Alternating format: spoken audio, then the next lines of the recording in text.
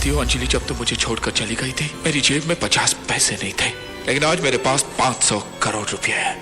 500 करोड़। जानती हो 50 से 500 करोड़ का सफर मैंने कैसे तय किया होगा, तुम सोच भी नहीं सकती। लेकिन एक बात कहूँ अंजलि, इन सब का कोई मोल नहीं। ये सब बकवास है, क्योंकि अगर तुम नहीं तो कुछ नहीं। डीजे विजय, डीजे विजय, डीजे विजय।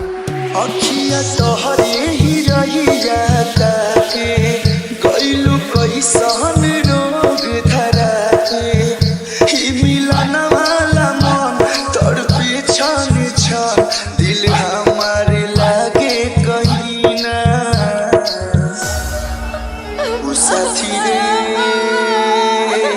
तेरे बिना भी क्या जीना, तेरे बिना भी क्या जीना। वो साथी रे तेरे बिना भी क्या जीना, तेरे बिना भी क्या जीना। लेकिन मैं तुम्हारी नहीं हो सकती देव, मैं किसी और की हो चुकी हूँ। अंजलि मत भूलो, तुम्हारी शादी जबरदस्ती की गई थी, एक इंसान से नहीं बल्कि उसके धन दौलत से, उसके शान और शौकत से, उसके रुतबे से। आज वही धन दौलत, वही शान और शौकत, रुतबा मेरा है, तो तुम मेरी हुई ना। डीजे विजय, डीजे विजय, डीजे जिंदगी लागे जन्नत जैसन, रहेलू जब पास हो।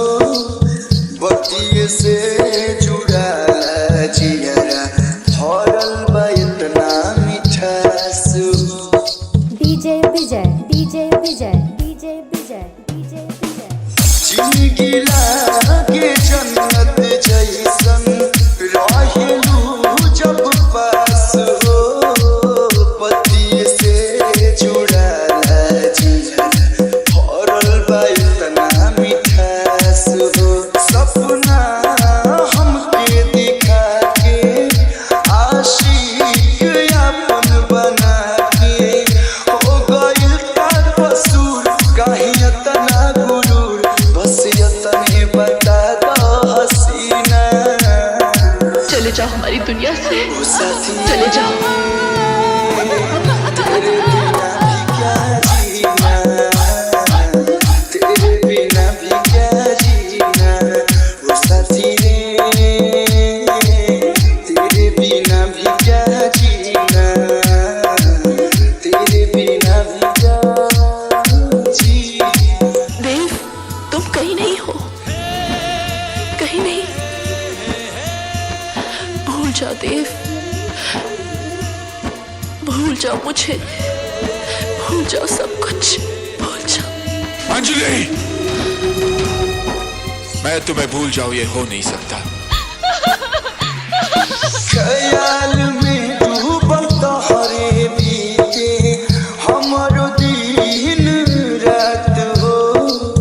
खुश देखल चाहेलू हमके, छोड़ी हजन तो साथ हो।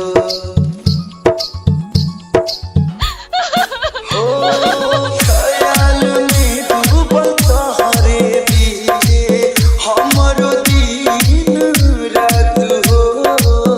खुश देखल चाहेलू हमके, छोड़ी हजन तो साथ हो।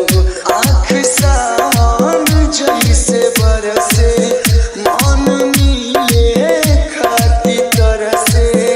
जे न आवेलू नजर, हमके लागेला डर, दूर कलू से जइहा कहीं ना। वो साथी रे